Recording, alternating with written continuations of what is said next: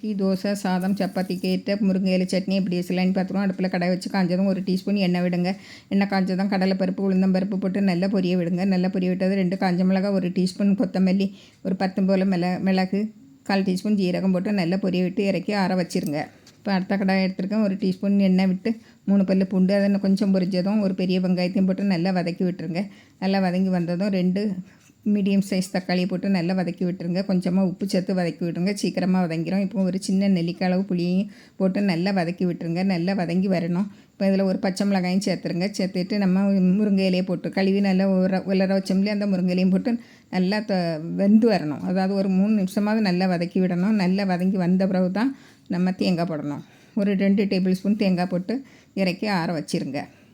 இப்போ நம்ம முதல்ல மிக்ஸி ஜாரில் முதல்ல வறுத்தது, அதாவது பருப்பு வகைகளை போட்டு நல்லா பொடி பண்ணி எடுத்துக்கிட்டு அதுக்கும் பிறகு நம்ம முருங்கை இலை போட்டு அரைச்சி எடுத்தால் சுவையான சட்னி ரெடி.